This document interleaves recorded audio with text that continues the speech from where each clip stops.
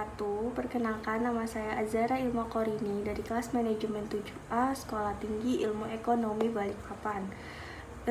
Di dalam video ini saya akan sedikit membahas mengenai perekonomian internasional dengan materi yang akan saya bahas, yaitu apa sih perbedaan dari ekspor sukarela dengan subsidi ekspor itu.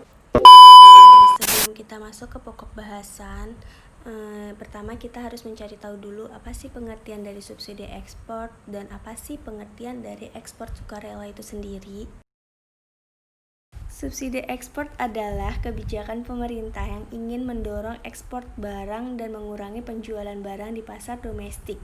Kegiatan ini dilakukan menggunakan pembayaran langsung, pinjaman berbunga rendah, keinginan pajak untuk pengekspor, ataupun iklan di negara lain yang didanai oleh pemerintah.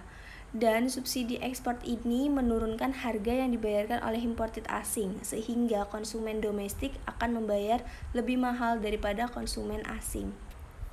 Subsidi ekspor ini juga dapat diberikan ketika bantuan harga internal seperti jaminan harga minimal untuk suatu komoditas membuat produksi lebih tinggi daripada konsumsi di suatu negara. Tujuannya agar komoditas yang berlebih ini tidak mubazir dan pemerintah akan mengekspornya. Dan subsidi ekspor ini dapat mengakibatkan inflasi karena pemerintah menyubsidi industri berdasarkan biaya. Tetapi peningkatan subsidi akan dihabiskan untuk kenaikan gaji yang diminta oleh para karyawan. Sekarang, gaji di dalam industri yang disubsidi itu lebih tinggi daripada di tempat lain, yang membuat karyawan lain meminta gaji lebih tinggi, yang kemudian membuat harga naik dan memicu terjadinya inflasi. Nah, yang selanjutnya kita akan masuk ke ekspor sukarela. Apa sih ekspor sukarela itu? Jadi ekspor sukarela itu merupakan pembatasan yang ditetapkan oleh pemerintah pada jumlah barang yang dapat diekspor ke luar negeri selama periode waktu tertentu. Seringkali kata sukarela ditempatkan dalam tanda kutip karena pengekangan ini biasanya diterapkan atas desakan negara pengimpor. Terdapat adanya dua dampak yang ditimbulkan dari adanya pembatasan ini. Yang pertama, membuat produsen di negara pengimpor mengalami peningkatan kesejahteraan, dan yang kedua, mengurangi kesejahteraan konsumen. Itu tadi sedikit penjelasan mengenai subsidi ekspor dan ekspor sukarela. Terdapat perbedaan yang sangat signifikan di antara keduanya, yaitu subsidi ekspor, kegiatan ekspornya itu dibiayai oleh pemerintah.